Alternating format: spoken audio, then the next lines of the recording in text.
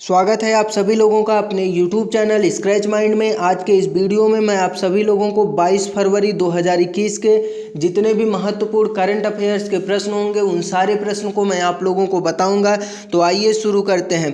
अभी हाल ही में मंगल ग्रह पर सफलतापूर्वक परसिवरेंस रोवर उतर गया है। तो आप लोगों को बताना है कि इस मंगल मिशन को किस स्पेस एजेंसी द्वारा लॉन्च किया गया है। तो इस मंगल मिशन को नासा के द्वारा लॉन्च किया गया है, यानी कि इस प्रश्न का ऑप्शन नंबर 3 सही है। तो यहाँ पर दोस्तों बात हुआ है परसिवरेंस रोवर का, जो कि नासा के द्वारा लॉन्च किया गया है।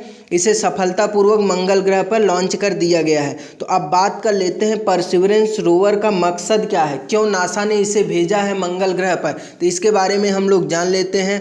इस रोवर को मंगल ग्रह पर भेजने का केवल और केवल एक मकसद है दोस्तों कि प्राचीन जीवन का पता लगाना। इसमें हम लोग क्या करेंगे, मिट्टी और पत्थरों को सैंपल लेकर धरती पर वापस आना है। जो रोवर हम नासा ने भेजा है मंगल ग्रह पर, उस रोवर का यही काम है। वहाँ मंगल ग्रह पर पता लगाएगा कि प्राचीन समय पर वहाँ जीवन था कि नहीं था। वहाँ पर जो उपस्थित हैं स्टोन्स वगैरह हैं उनका सैंपल लेगा और वापस आ जाएगा। यही इस मिशन का मेन उद्देश्य था। तो अब हम लोग जान लेते हैं इससे रिलेटेड कुछ और भी महत्वपूर्ण बिंदुओं के बारे में। अमेरिकी अंतरिक्ष एजेंसी नासा ने 18 फरवरी को अपने मार्स परसिवरेंस रोवर को जेजोरो क्रेटर पे सफलतापूर्वक लैंड कराया था। तो आप लोगों को पता होना चाहिए कि ये जो परसिवरेंस रोवर है ये मंगल ग्रह के जेजोरो क्रेटर पर सफलतापूर्वक लैंड किया था। तो ये पता होना चाहिए आप लोगों को। इसके अलावा इसी के साथ अमेरिका मंगल ग्रह पर सबसे ज़्यादा रोवर भेजने वाला दुनिया का पहला देश भी बन गया है। तो इसे भी आप लोग याद रखिएगा। अब दोस्तों इसे मंगल ग्रह पर कौन भेजा है, नासा ने भेजा है। तो नासा के बारे में भी हमें पता होना चाहिए। तो हमें पता है नासा अमेरिका की एक स्पेस एजेंसी है जिसका नाम है national aeronautics and space administration. Hindi में बात करें तो नासा को हिंदी में राष्ट्रीय वैमानिकी और अंतरिक्ष प्रबंधन बोलते हैं। अगर नासा की स्थापना की बात करूँ, नासा की स्थापना 29 जुलाई 1958 ईस्वी में हुआ था। कब हुआ था? 29 जुलाई 1958 ईस्वी में हुआ था। यह अमेरिका की एक स्पेस एजेंसी है। अगर मुख्यालय की बात करूं तो इसका मुख्यालय है अमेरिका के वाशिंगटन डीसी शहर में। अगर अध्यक्ष की बात करूं तो नासा के वर्तमान समय में अध्यक्ष हैं जिम ब्रिडनस्टाइन। कौन है? जिम ब्रिडनस्टाइन, याद रखिएगा आप लोग। अगर नासा के मोटो की बात करूं तो नासा का मोटो है, यानी कि मकसद है for the benefit of all. क्या मकसद है? For the benefit of all. जैसे अमेरिका की स्पेस एजेंसी का नाम नासा है, उसी प्रकार भारत की स्पेस एजेंसी की बात करूं तो भारत की स्पेस एजेंसी का नाम इसरो है। इसी प्रकार यहाँ पर देखो, इसरो तो हो गया भारत का। अगर रॉसकॉसमॉस की बात करूं तो ये कहाँ की स्पेस एजेंसी है? ये रूस की स्पेस एजेंसी है। कहाँ की है? रूस की। और नासा कहाँ की है? अमेरिका का पता ही चल गया। इसरो कहाँ की है? भारत की है। ठीक। अगर चाइना की बात करूं तो चाइना की स्पेस एजेंसी का नाम है CNSA। तो याद रखिएगा आप लोग। जापान की स्पेस एजेंसी एग्जाम में काफ़ी ज़्यादा पूछा जाता है, तो जापान की स्पेस एजेंसी का नाम है JAXA। इतना आप लोग याद रखिएगा। और एक स्पेस एजेंसी काफ़ी ज़्यादा न्यूज में और रहती है जिसका नाम है स्पेस एक्स। तो ये भी अमेरिका की प्राइवेट सेक्टर की स्पेस एजेंसी, याद रखिएगा। स्पेस एक्स अमेरिका की ही स्पेस एजेंसी है लेकिन प्राइवेट सेक्टर की है। अगला प्रश्न है, अभी हाल ही में खजुराहो नृत्य समारोह 2021 का आयोजन किस राज्य में किया गया है? तो अभी हाल ही में खजुराहो नृत्य समारोह 2021 का आयोजन भारत के मध्य प्रदेश राज्य में किया गया है, यानी कि इस प्रश्न का ऑप्शन नंबर 2 सही है। तो अब इससे जुड़े कुछ महत्वपूर्ण बिंदुओं पर बात कर लेते हैं। मध्य प्रदेश के अंतर्राष्ट्रीय पर्यटन स्थल खजुराहो का नृत्य समारोह शुरू हो गया। तो ये जो खजुराहो है ये मध्य प्रदेश का क्या है? अंतर्राष्ट्रीय पर्यटन स्थल है। आप लोग याद रखिएगा, ये मध्य प्रदेश में ही है खजुराहो। और इसी नृत्य समारोह 2021 का आयोजन हो चुका है। और अगर पूछा जाए खजुराहो नृत्य समारोह 2021 का आयोजन हुआ है, अगर यहाँ से यह पूछा जाए खजुराहो नृत्य समारोह 2021 कौन से नंबर का आयोजन है, तो ये 47वें नंबर का आयोजन है। आप लोग याद रखिएगा। और इसका उद्घाटन कौन कर रहे हैं? तो इसका उद्घाटन आध्यात्म मंत्री उषा ठाकुर करेंगी। तो आप लोग याद रखिएगा। खजुराहो में भारतीय शास्त्रीय नृत्य परंपरा की विधाओं पर आधारित यह समारोह कब से कब तक चलेगा? 20 से 26 फरवरी तक चलेगा। अब दोस्तों, खजुराहो नृत्य समारोह कहाँ पर हो रहा है? मध्य प्रदेश में हो रहा है। तो मध्य प्रदेश के बारे में भी हमें पता होना चाहिए। मध्य प्रदेश की राजधानी है भोपाल। स्थापना की बात करूँ तो मध्य प्रदेश की स्थापना कब हुई थी? 1956 ईस्वी में हुआ था। और वर्तमान समय में मध्य प्रदेश के मुख्यमंत्री हैं शिवराज सिंह चौहान जी, जो कि बीजेपी पार्टी से हैं और ये लगातार 4 बार वहाँ के मुख्यमंत्री रह चुके हैं। लगातार नहीं हो पाए थे, 3 साल तक तो हुए थे, उसके बाद 5-6 महीने के गैप के बाद फिर दोबारा बन गए थे। और गवर्नर की बात करूं तो मध्य प्रदेश की गवर्नर हैं आनंदीबेन पटेल जी। इसके साथ साथ ही उत्तर प्रदेश की भी गवर्नर हैं। इनको मध्य प्रदेश का एडिशनल चार्ज दिया गया है, आप लोग याद रखिएगा। मुख्य न्यायाधीश की बात करूं तो मध्य प्रदेश के मुख्य न्यायाधीश हैं मोहम्मद रफ़ीक। अब लोकसभा सीट की बात कर ले रहा हूं तो मध्य प्रदेश में जो लोकसभा सीट है वहां लोकसभा सीट 29 है। राज्यसभा सीट की बात करूं तो राज्यसभा सीट 11 है। और विधानसभा सीट की बात करूं तो विधानसभा सीट 230 है। तो याद रखिएगा, लोकसभा 29, राज्यसभा में 11 सीटें, विधानसभा में 230 सीटें। मध्य प्रदेश में काफ़ी ज़्यादा राष्ट्रीय उद्यान देखने को मिलते हैं, जिसमें से कुछ प्रमुख हैं, मैं आप लोगों को बता दे रहा हूँ कौन कौन से प्रमुख हैं। जैसे कान्हा राष्ट्रीय उद्यान हो गया, माधव राष्ट्रीय उद्यान हो गया, बांधवगढ़ राष्ट्रीय उद्यान हो गया, पन्ना राष्ट्रीय उद्यान हो गया, सतपुड़ा राष्ट्रीय उद्यान हो गया। ये कुछ प्रमुख राष्ट्रीय उद्यान हैं मध्य प्रदेश के, आप लोग याद रखिएगा। और मध्य प्रदेश से एक एडिशनल फैक्ट भी है, उसे भी आप लोग याद रखिएगा। मध्य प्रदेश से कर्क रेखा भी गुजरती है, तो आप लोग याद रखिएगा। मध्य प्रदेश के बांधवगढ़ में जो टाइगर रिजर्व है वो भारत की पहली hot air balloon wild life safari उसी में लॉन्च की गई, आप लोग याद रखिएगा। मध्य प्रदेश के बांधवगढ़ टाइगर रिजर्व में भारत की पहली hot air balloon wild life safari को लॉन्च किया गया है। महत्वपूर्ण बिंदु है दोस्तों, याद रखिएगा। मैं फिर से बता दे रहा हूँ एक बार, मध्य प्रदेश के बांधवगढ़ टाइगर रिजर्व में एक सफारी लॉन्च किया गया है जिसका नाम है air balloon wild life safari. तो मध्य प्रदेश ने एक जिला एक शिल्प अभियान भी अभी हाल ही में शुरू किया है, तो इस अभियान को भी याद रखिएगा आप लोग। चलते हैं अगले प्रश्न की तरफ। अगला प्रश्न है, अभी हाल ही में राज्यसभा में विपक्ष के नेता के रूप में किसे नियुक्त किया गया है? तो अभी हाल ही में राज्यसभा में विपक्ष के नेता के रूप में मल्लिकार्जुन खड़गे को नियुक्त किया गया है, यानी कि इस प्रश्न का ऑप्शन नंबर 1 सही है। अब दोस्तों यहाँ पर बात हुआ राज्यसभा का, तो राज्यसभा के बारे में हम लोग जान लेते हैं। तो राज्यसभा के बारे में जानने से पहले हमें संसद के बारे में पता होना चाहिए। किसके बारे में पता होना चाहिए? संसद के बारे में पता होना चाहिए। तो सबसे पहले कुछ बातें संसद के बारे में जान लेता हूँ, उसके बाद जानेंगे राज्यसभा क्या होता है। तो हमें पता है संसद के अपने 3 अंग होते हैं। इसी 3 अंग में अपना राज्यसभा भी आता है, लोकसभा भी आता है और राष्ट्रपति भी इसी के अंदर आते हैं। तो संसद के अंदर कितने लोग आते हैं? अगर हम लोग संसद की बात करूं तो संसद में आप लोगों को राज्यसभा भी देखने को मिलेगा, लोकसभा भी देखने को मिलेगा और राष्ट्रपति भी देखने को मिलेंगे, यानी कि प्रेसिडेंट। ठीक, तो अगले बात, संसद के 2 सदन होते हैं, ये भी याद रखिएगा। कौन कौन से होते हैं? लोकसभा और राज्यसभा। संसद का ऊपरी सदन जो होता है वो राज्यसभा होता और निचले सदन को हम लोग क्या कहते हैं? लोकसभा कहते हैं, याद रखिएगा। राज्यसभा संसद का ऊपरी सदन होता है, इसे स्थायी सदन भी कहते हैं। और काउंसिल ऑफ स्टेट्स को 1954 से राज्यसभा कहा जाने लगा है। तो पहले इसका नाम क्या था? काउंसिल ऑफ स्टेट, लेकिन 1954 से इसे क्या कहा जाने लगा? राज्यसभा कहने जाने लगा। तो आप लोग याद रखिएगा कि राज्यसभा कब नाम इसका पड़ा? तो 1954 में राज्यसभा नाम पड़ा। इसके पहले क्या था नाम? Council of states. संविधान के अनुच्छेद 80 में राज्यसभा के बारे में बताया गया है, महत्वपूर्ण है, याद रखिएगा। तो राज्यसभा का संविधान के कौन से अनुच्छेद में जिक्र हुआ है? तो 80 अनुच्छेद में जिक्र हुआ है राज्यसभा के बारे में। राज्यसभा सदस्य बनने के लिए न्यूनतम आयु कितनी होनी चाहिए? 30 वर्ष, आप लोगों को पता होना चाहिए। राज्यसभा के सदस्य का कार्यकाल कितना होता है? 6 साल का होता है, पता है सबको। राज्यसभा के सभापति की बात करूं तो राज्यसभा के सभापति कौन होते हैं? भारत के उपराष्ट्रपति होते हैं। और भारत के उपराष्ट्रपति के बारे में सबको पता होगा कौन है? एम वेंकैया नायडू जी। अगर राष्ट्रपति की बात करूं तो कोविंद नाथ हैं। और राज्यसभा के पहले सभापति कौन थे? अगर पूछा जाए राज्यसभा के पहले सभापति कौन थे, तो राज्यसभा के पहले सभापति कौन थे? सर्वपल्ली राधाकृष्णन थे। अब वर्तमान में प्रेजेंट टाइम में कौन क्या है, इनसे जुड़े कुछ करंट अफेयर्स के बारे में मैं आप लोगों को बता दे रहा हूँ। अगर पूछा जाए रक्षा अनुसंधान एवं विकास संगठन के अध्यक्ष कौन है वर्तमान समय में, तो आप लोग बताइएगा। जी सतीश रेड्डी जी हैं DRDO के अध्यक्ष।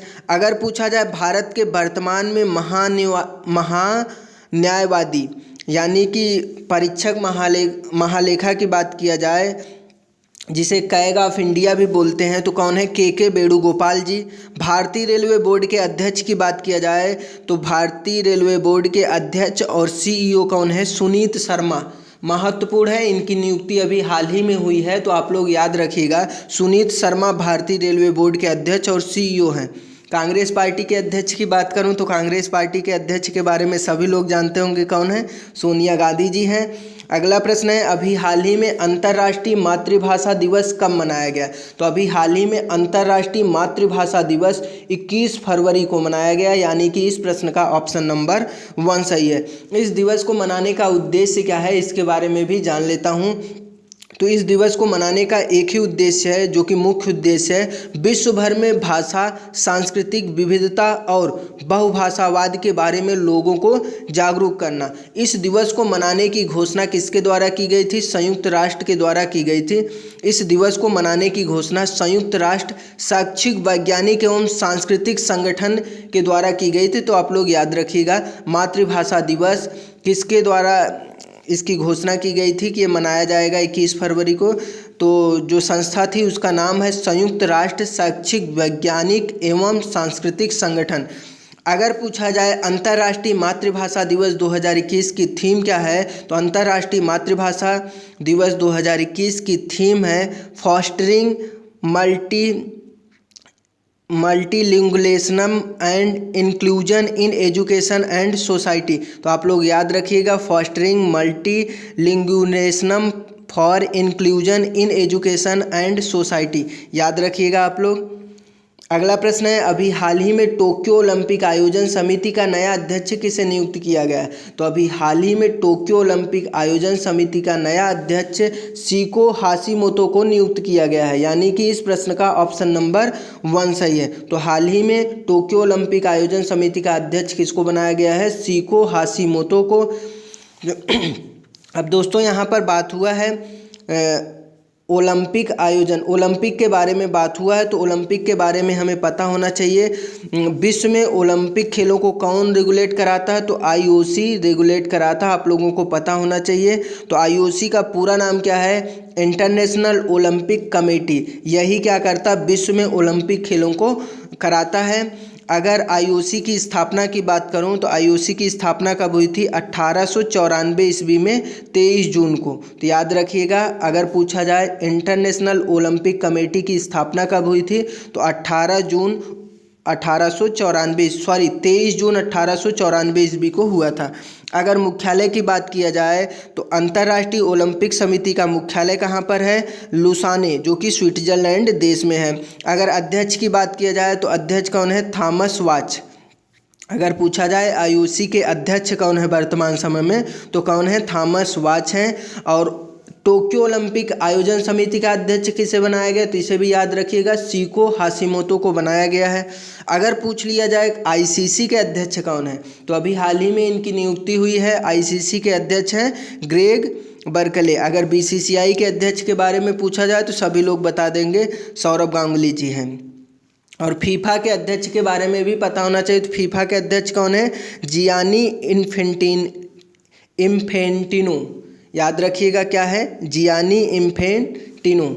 अगला प्रश्न है, अभी हाल ही में 82वें राष्ट्रीय टेबल टेनिस चैंपियन चैंपियनशिप में महिला एकल का खिताब किसने जीत लिया है? तो अभी हाल ही में 82वें राष्ट्रीय टेबल टेनिस चैंपियनशिप में महिला एकल का खिताब मनिका बत्रा जी ने जीत लिया है, यानी कि इस क्वेश्चन का ऑप्शन नंबर 3 सही है। तो भारत की शीर्ष श्रेणी की टेबल टेनिस खिलाड़ी मनिका बत्रा जी ने हरियाणा के पंचकुला में ताऊ देवीलाल स्पोर्ट्स कॉम्प्लेक्स में 82वें senior national table tennis championship में महिला एकल खिताब को जीत लिया है। तो आप लोग याद रखिएगा, जो ये 82वें राष्ट्रीय टेबल टेनिस चैंपियनशिप हुआ है, इसमें महिला एकल का खिताब कौन जीता है? मनिका बत्रा जी ने जीत लिया है, याद रखिएगा आप लोग। अगला प्रश्न है, अभी हाल ही में 19 फरवरी 2021 को छत्रपति शिवाजी महाराज की कौन सी जयंती मनाई गई है? तो अभी हाल ही में 19 फरवरी 2021 को छत्रपति शिवाजी महाराज की 345वीं जयंती मनाई गई है, यानी कि इस प्रश्न का ऑप्शन नंबर 1 सही है। तो अभी हाल ही में छत्रपति शिवाजी महाराज की जयंती मनाई गई है 19 फरवरी को।